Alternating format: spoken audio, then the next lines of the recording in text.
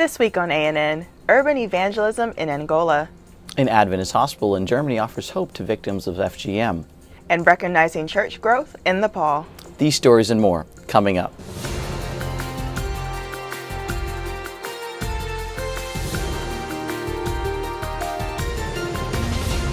This is ANN, a service of the Seventh-day Adventist World Church. Thanks so much for joining us this week. First in the news, more than 50,000 small groups have been meeting in homes across Luanda to study the Bible since February. Now, Adventists in Angola are hoping these friends and neighbors will choose to join the Adventist Church during citywide evangelism meetings this week. Called Luanda for Christ, the meetings are part of the church's mission to the city's outreach efforts in southern Africa. Joint Sabbath worship services are planned for September 21 at the Citadella Stadium, where two local soccer teams agreed to switch their match from Saturday to Friday so Adventists could use the facility. The church gained recognition in Angola for providing health, education, and community outreach in a country that saw much of its infrastructure demolished during decades of civil war. As the country continues to rebuild, the Adventist Church, too, is focusing on infrastructure.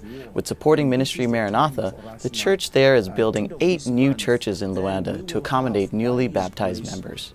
An Adventist hospital in Germany has opened Europe's first holistic center to help restore victims of female genital mutilation. FGM is a cultural practice in parts of Africa and Asia that often result in infection, scarring, chronic pain, and infertility. The new Desert Flower Center at the Krankenhaus Waldfriede in Berlin will offer counseling for victims and surgery to repair damage caused by FGM. The Adventist Hospital opened the center in cooperation with the Desert Flower Foundation. Based in Vienna, the foundation was launched in 2002 by Waris Dirie. The Somali model underwent FGM at age 5 and now serves as an international activist and United Nations representative against the ritual. Other FGM victims attended the ceremony, including 2 women who are expected to become the center's first patients. Hospital officials say the center will likely serve up to 100 women and girls per year.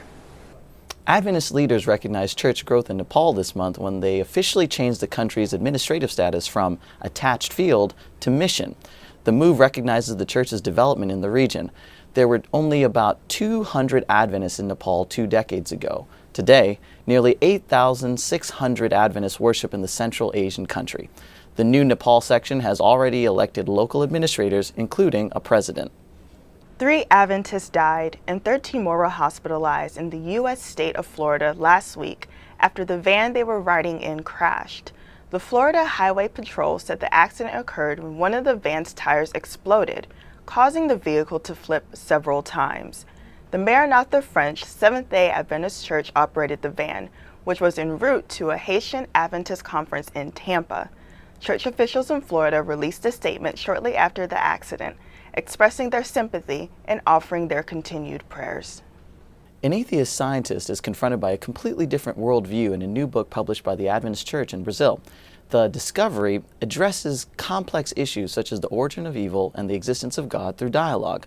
Publishers say the book will resonate with Christians and skeptics alike as it makes the case for a creator God. Novo Tempo Media Center sat down with the authors for this report. Out of all the books they wrote, they consider this one a special one.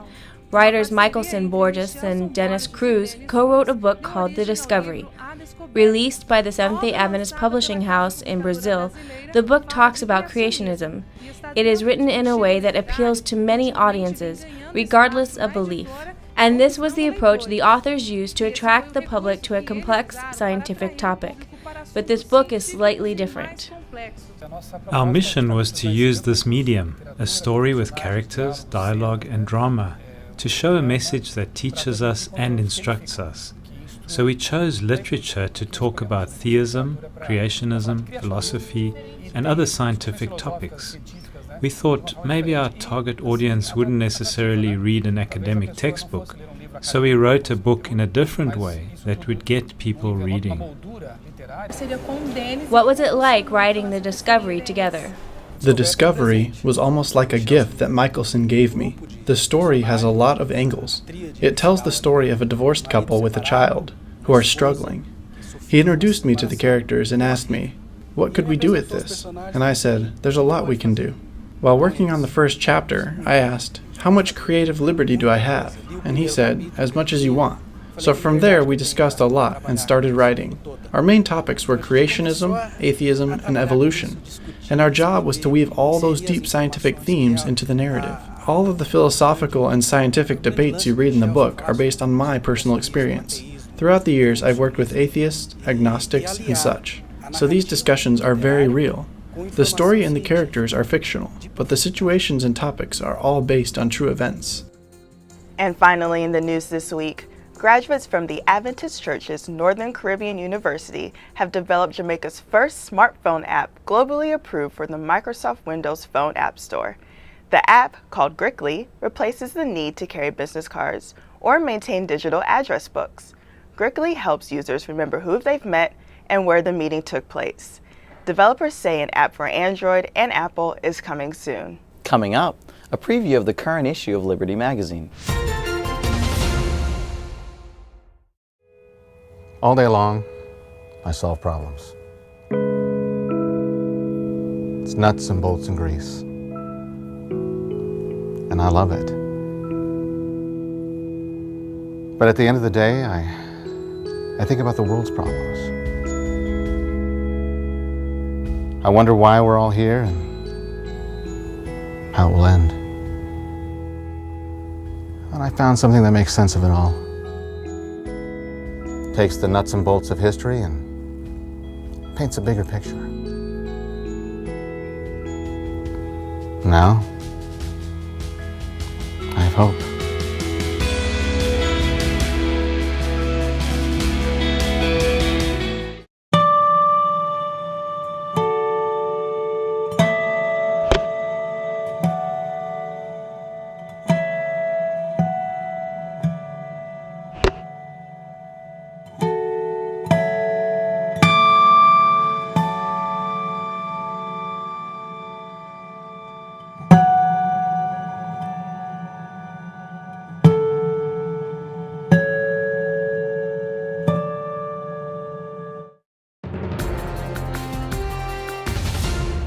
Welcome back. The Muslim minority in Myanmar is facing increased religious oppression in the Southeast Asian country. As Lincoln Steed explains in this month's feature of Liberty Magazine, the situation is drawing international attention. A few years ago, I was in Myanmar during their Independence Day celebrations, and I noticed that just around the corner from the church headquarters, the Seventh Adventist church headquarters, there was a large detachment of soldiers with tanks and other vehicles, and they looked like they meant business. It turned out they were not protecting the headquarters, they were watching for signs of dissidence and some attack against the government. That's how you're seen in a repressive government when you're a religious minority. Of late, there's news coming out of that country that another religious minority, the Rohingyas, a Muslim minority in an overwhelmingly Buddhist country, are being harassed as never before. They've always been on the margins. Their citizenship has been deprived. They're denied education. Only about 1% of them are literate. Now they're coming under fierce attack. Many of them have been killed. Several 100,000 of them have been detained in camps, prison camps, and now the world is watching, because this is not just a conflict within a country of one peoples against another. This is a sign of direct religious oppression. And on those camps where those people were detained, Buddhist monks were sitting outside the camp denying access of food to those detainees. Liberty Magazine is featuring this in an upcoming issue, July-August of 2013, and we want our members and those in the general community to know the price of religious difference in a country like Myanmar. The Adventist Development and Relief Agency is helping families worldwide get through what humanitarians call the hunger season. For a farmer in Madagascar, that means learning to farm sustainably. Jonathan Duffy explains. Today in the world, there are 870 million starving people. In Africa, we often talk about the hunger season. That is the period of time between when they've consumed the crops that they've been able to plant during a rainy season and when they wait for it to rain so that they can plant more crops. Augustine is a farmer in Madagascar. He has a small rice plantation. He was able to grow enough rice to meet the needs for his family, but not in a sustainable year for the year around. So they faced the hunger season every year. He heard about a program which ADRA was running to train farmers in new techniques.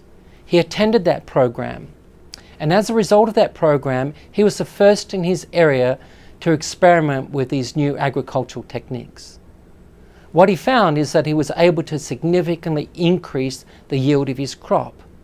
He was able to increase the yield to a point that he was able to provide food in a sustainable way for his family the whole year round, plus he is able to sell some of the excess crop to be able to provide essential needs for his family and buy other things to make his family's life more comfortable and more sustainable. The success of Augustine became known throughout the district, and now he is a lead farmer in his area. He is training other farmers in these new techniques and helping other families to find food in a sustainable way, which shortens and perhaps even eliminates the hunger period. Thanks to your support, we've been able to bring food in a much more sustainable way to many countries around the world. I thank you for your prayers and your support. We have another installment this week of our ongoing series on the history and development of the Adventist Church. Danya Aragon reports.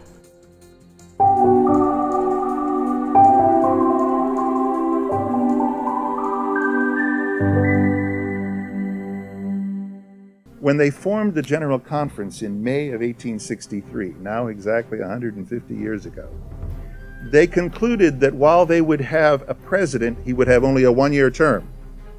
They would have a strong committee, and the church would really effectively be run by committees rather than individuals. They believed that power distributed in the group was safer for God's people. And there's good reason for that. Today, when you walk in the General Conference building, I often take visitors down to the main floor and look up at the atrium, they call it. And I say, what is the most prominent architectural feature you see in this building? And they say, committee rooms. And I say, precisely.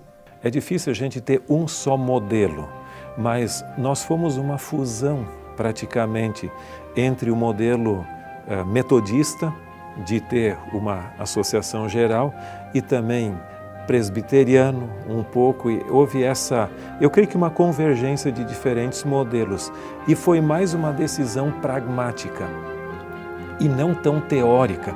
Agora nós vamos estudar os modelos organizacionais existentes e vamos optar por um.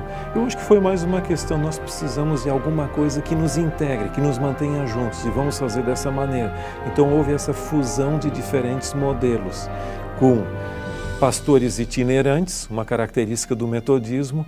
Depois você tem essa questão de eliminado o rol de membros da igreja, ou seja, manter um registro, uma coisa mais séria nesse sentido, e você tem as associações e essa integração geral.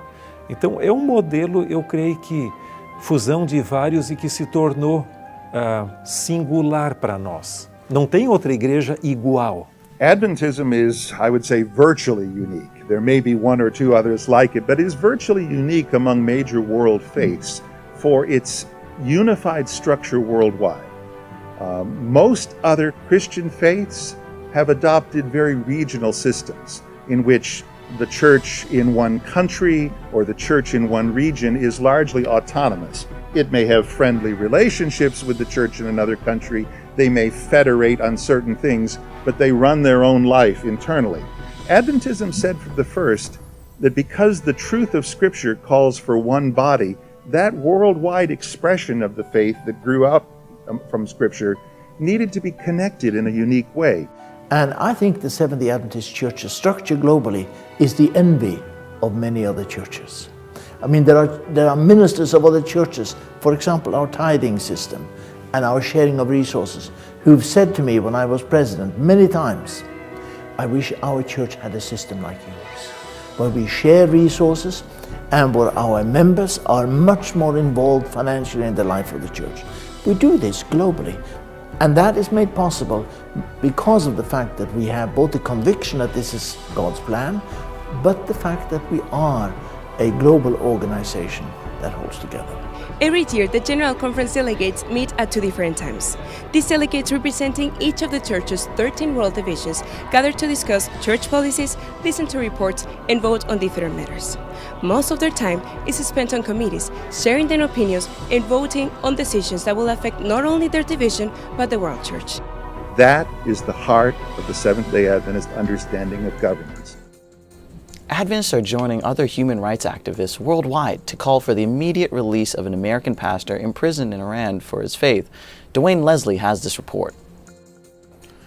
It was recently reported that an appeals court in Iran rejected the appeal of 33-year-old American pastor Saeed Abedani, a U.S. citizen, and refused to reduce his 8-year prison sentence. As previously reported here on ANN, Abedani was detained and jailed in September 2012 during a visit to Iran, where he had been working on building an orphanage. His only crime? Converting to Christianity, which the judge in his case viewed as a threat to Iran's national security. Since his imprisonment in the notoriously harsh Evin prison, Pastor Abedani has reportedly been subject to beatings and psychological abuse, all because he refuses to deny his Christian faith. Abedani's plight has been the subject of considerable international interest, and there have been a series of efforts to free him by governments of various countries. His wife, Nagma Abedani, spoke before the United Nations Human Rights Council on June 5, calling on world leaders to demand her husband's release, and nearly 620,000 people from around the world have signed petitions on his behalf. At the end of August, U.S. Secretary of State John Kerry renewed his involvement in this case and issued a formal statement asking Iran to allow Abedani to return to his family. While his family considers its remaining legal options, efforts are underway to plan prayer vigils in the United States and around the world on September 26, a united effort to call attention to Abedani's situation and give individuals an opportunity to advocate for his release.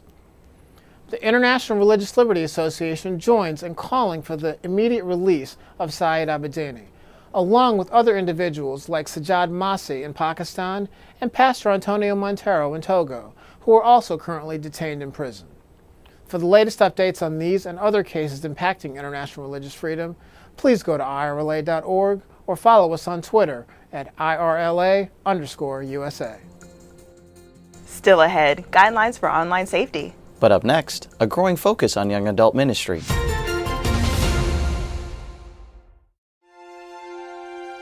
Suddenly, there was a great level of peace in the land, so to speak. I mean, people felt a sense of relief and awe that this had actually happened and nobody believed it.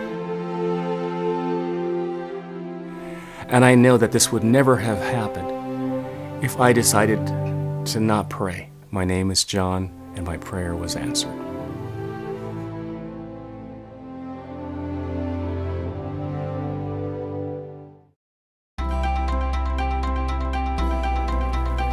It's the all-new, updated In Prayer app, reminding you to pray at 7 a.m. and 7 p.m. 7 days a week.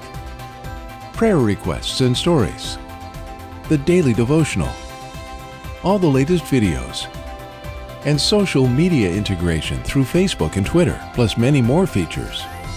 Now available free for iPhone, iPad, and Android.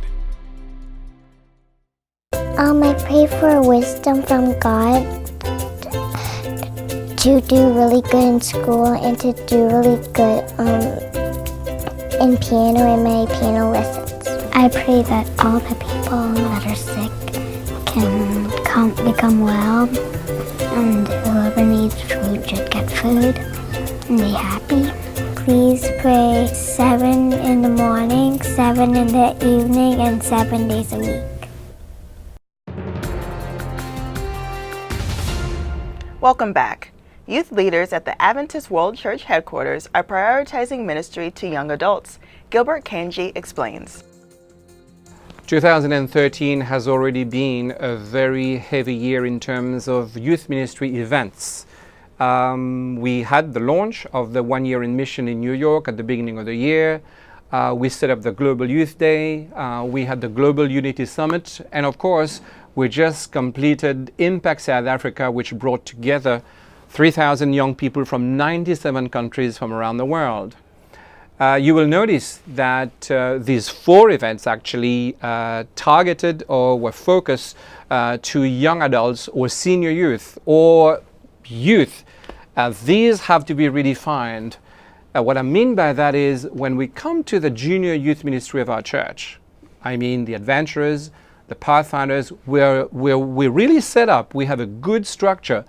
But once we go beyond that, ministry to young adults or to youth or senior youth is rather loose. We want you to know that at the General Conference, we are really addressing that and becoming very intentional in our ministry to youth or young adults. You might be familiar with the Ambassador Program, which had not been resourced. We just want you to know that we have completed the resourcing of the 7th foundation of the ambassadors, which ministers to young people from 16 to 21. And we have also just released the new Senior Youth Manual that targets the 21 plus. So keep an eye open on our website and we will send correspondence around. But there is a new focus on senior youth ministry to minister more effectively to that age group. Thank you. Compact microphone kits allow you to capture, edit, and share professional audio files straight from your smartphone. Daryl Gungadu previews a great option on this week's Tech Corner. When you want to capture audio or record an interview, in the industry there are some pretty good devices out there to do that, namely the Nagra SD, the Marantz PMD 661, or even the Zoom H4. However, in some cases you don't want to carry so much gear with you, and well, most people already have a phone in their hands, and there are 2 devices that will allow you to record professional audio straight from your phone. Yamaha and Rode makes a device that allows you to record in stereo. As a matter of fact, you can go all the way up to 24-bit 96 kilohertz. That's like more than 4 times the quality of a regular CD. You're able to do an interview. For both of these devices, the microphone is set, or the 2 microphones are set, so you can carry an interview with facing another person, and each mic will pick up just one side of that interview, so you can later on edit those separately. Currently, the Rode iXY works for iPhone, iPad, iPod Touch, and they will soon release an Android version of that microphone. Now, the app that I'm holding here allows you to record the audio, but also to edit, format, apply effects, and upload directly as an email, as a Dropbox file, or as an FTP to your main office. Now, naturally, as you record, make sure to switch it into airplane mode. And now, on to our regular feature from Adventist Risk Management. This month, Karina Franca explains how young people can protect themselves from cybercrime and online bullying. Knowledge is power, so it's very important to keep personal information safe in the cyber world. Young people tend to be both confident and trusting. These are good qualities, but because of their trusting nature, cybercriminals and cyberbullies can take advantage of these individuals. Remember, you never know who may be monitoring your activities and personal information when you are using the internet. Always follow these safe online guidelines. 1. Never disclose your personal information online. 2. Images posted online are there forever. 3. Only add as friends persons you know in real life. 4. Never meet anyone in person from your online community without your parents' knowledge and permission. 5. Restrict your profile settings to individuals you know or those that are on your contact list. 6. Report inappropriate online activity to your parents or law enforcement agencies.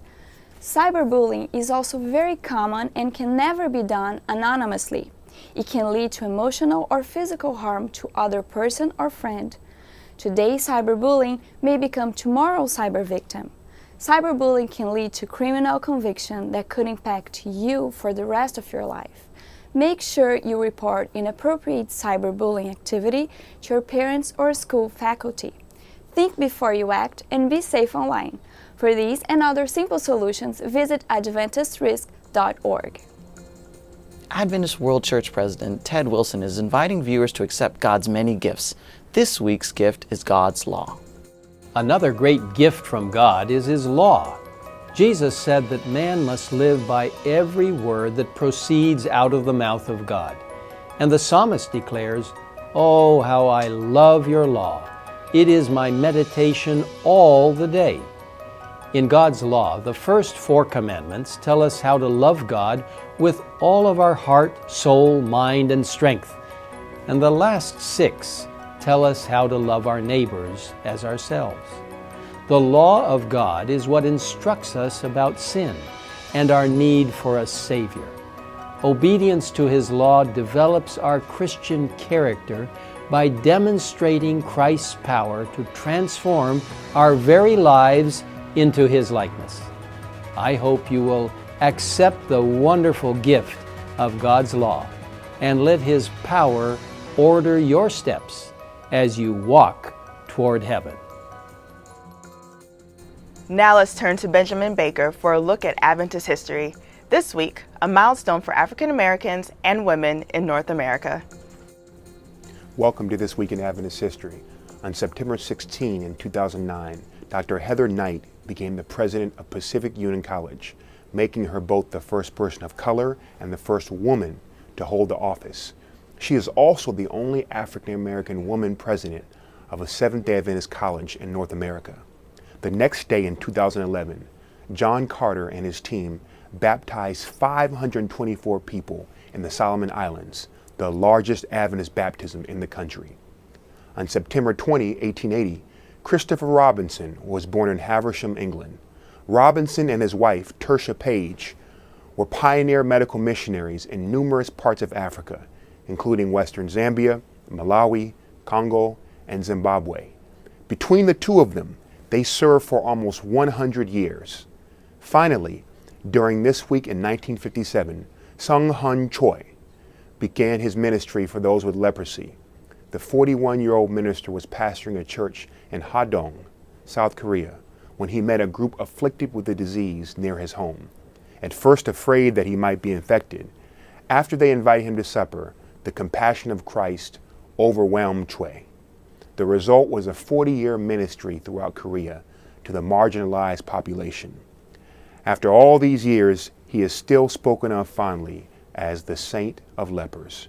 And that was This Week in Adventist History. Thanks for watching ANN. Join us next week for more news from the headquarters of the Seventh-day Adventist Church. In the meantime, find us on Facebook. You can connect with other Adventists worldwide and find links to more stories, photos, and videos. Just visit Facebook/Adventist News. Our good news for this week comes from the New Testament book of Matthew. The passage says, "Ask and it will be given to you. Seek and you will find. Knock and the door will be open to you." That's our program for this week. And remember, you can always visit news.adventist.org for daily news and videos. Until next time, God bless. Take care.